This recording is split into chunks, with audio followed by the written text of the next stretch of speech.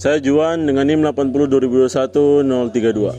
Saya Aldi, NIM 80 2021 178. Saya Gelsi dengan NIM 80 2021 179. Perkenalkan, nama saya Elsi Sobat Utami dengan NIM 80 2021 168. Saya Elsianus Suwasini, NIM 80 2021 401. Autism Spectrum Disorders.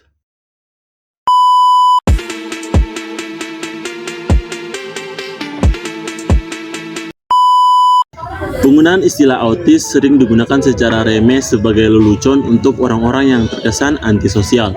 Tetapi, masih banyak orang yang belum tahu apa itu sebenarnya autisme.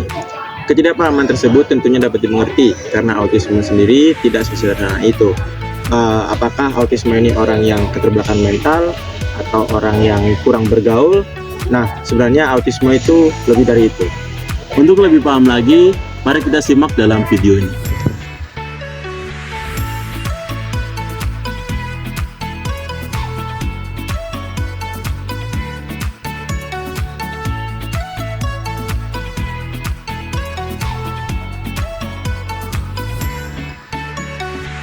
ASD atau Autism Spectrum Disorder ini merupakan suatu gangguan perkembangan pada otak yang dimana itu membuat penyandangnya mengalami kesulitan dalam berinteraksi sosial maupun melakukan komunikasi terhadap orang lain. ASD sendiri ini masuk dalam DSM-4, di mana itu termasuk dalam kategori Pervasive Developmental Disorder atau PDD. Dan dalam PDD ini pun ada beberapa gangguan lainnya. Yang pertama Asperger's Disorder, Rett's Disorder, Childhood Disintegrative Disorder, dan PDD-NOS atau yang biasa dikenal dengan PDD Not Otherwise Specified. Gejala dari ASD sendiri ini yang pertama adalah kurangnya dalam timbal balik sosial emosional. Maksudnya adalah penderita mengalami gangguan gagal dalam percakapan timbal balik serta kurangnya komunikasi nonverbal, perilaku komunikasi nonverbal di mana ekspresi atau kontak mata dan gerak tubuh dari penderita ini itu mengalami gangguan. Jadi kurang ketika dalam berkomunikasi untuk mengekspresikan gerakan nonverbal. Lalu selanjutnya adalah kurangnya pemahaman, pengembangan, dan pemeliharaan dalam hubungan. Maksudnya adalah penderita ASD ini akan kesulitan dalam hubungan sosialnya, seperti hubungan dengan teman sebaya. Jadi penderita ini akan memiliki minat yang sedikit terhadap hubungan dengan teman sebaya. Gejala penderita autism yang nampak dari perilaku mereka, contohnya seperti pengulangan gerakan motorik sederhana, misalnya dalam dia mengantri mainan atau ketika membalik benda dan mengulang kata-kata khusus atau kata-kata dan frasa-frasa yang khusus. Lalu gejala yang selanjutnya ada desakan terhadap kesamaan dan ketidakfleksibelan dalam melakukan rutinitas, seperti ketika kesulitan dalam melakukan transisi ketika ada kegiatan atau tugas-tugas penting yang dilakukan. Lalu, penderita ASD ini memiliki minat yang terbatas dan keterikatan dengan suatu intensitas yang kuat pada satu kegiatan. Jadi, misalnya penderita ASD ini bisa melakukan satu kegiatan dengan betah atau susah dalam melakukan pergantian kegiatan yang lain. Jadi, fokusnya kurang baik hanya untuk satu kegiatan saja. Penderita ASD ini juga menderita hipo atau hiperaktivitas terhadap stimulus sensorik yang masuk ke dalam tubuh mereka. Contohnya, mungkin mereka tidak peduli dengan adanya rasa sakit yang datang ke tubuh mereka atau perubahan suhu yang ekstrim ketika ada di luar ruangan. Penderita ASD ini juga memiliki respons yang buruk terhadap suara, penciuman, dan sentuhan terhadap satu objek tertentu. Gejala dari autisme ini sering muncul pada masa awal perkembangan dan juga gejala ini menyebabkan gangguan-gangguan yang signifikan pada fungsi sosial, pekerjaan, dan hal-hal penting lainnya. Dan juga disabilitas intelektual dan autisme ini sering muncul secara bersamaan. Ada beberapa penyebab terjadinya autisme. Yang pertama yaitu terjadi masalah pada masa perkembangan awal seperti prematur dan pendarahan. Lalu yang kedua terjadi gangguan pada perkembangan otak. Yang ketiga yaitu kelainan otak. Yang keempat yaitu faktor genetik atau keturunan. Dan yang kelima yaitu terjadi karena vaksinasi. Tetapi untuk vaksinasi sendiri itu belum terbukti sama sekali menyebabkan autisme ini. Nah, ASD ini tuh memiliki tiga tingkat keparahan.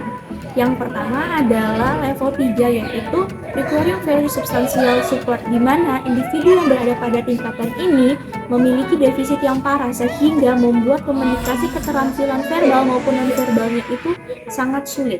Yang kedua adalah individu ini tidak mampu dalam berinteraksi sosial. Yang ketiga, individu ini tidak mampu memberikan respon yang untuk ajakan dari orang-orang yang ada di sekitarnya maupun teman-teman sebayanya. Dan individu ini juga tidak fleksibel, dan individu ini juga sulit dalam melakukan aktivitas yang dimana ketika dia melakukan aktivitas itu memunculkan distress bagi dirinya sendiri.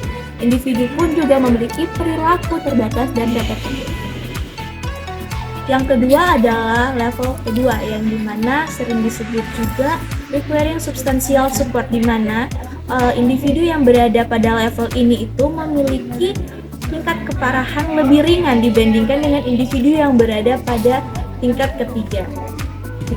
Dan yang terakhir, atau bisa dibilang level 1, yang sering disebut juga dengan requiring support, dimana individu yang berada pada tingkatan ini harus dibantu dalam melakukan komunikasi. Kalau tidak dibantu, individu tersebut akan memunculkan suatu defisit terhadap diri sendiri.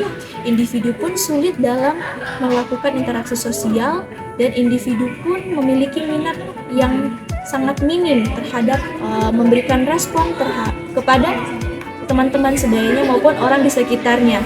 Individu juga itu tidak fleksibel, dan individu ini tidak bisa memiliki lebih dari satu aktivitas.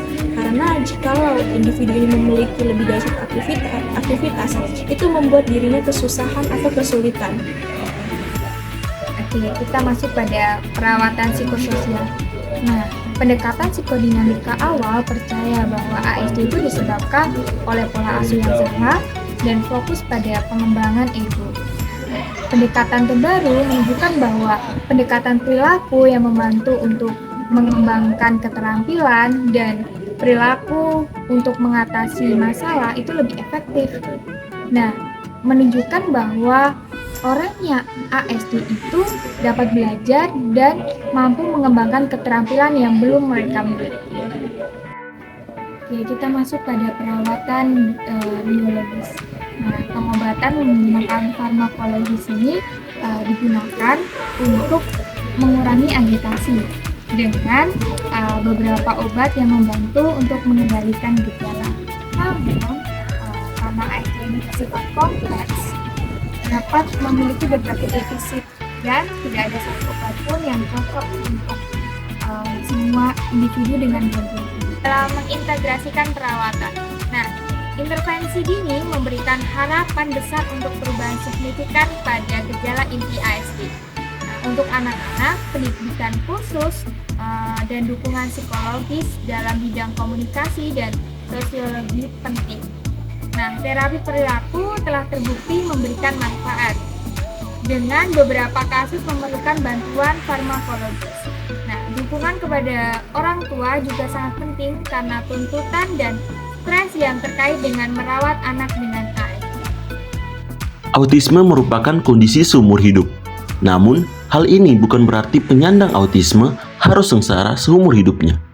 Dengan gabungan terapi dan lingkungan yang suportif, penyandang autisme dapat mengurangi gejala-gejalanya dan menjalani hidup yang bahagia.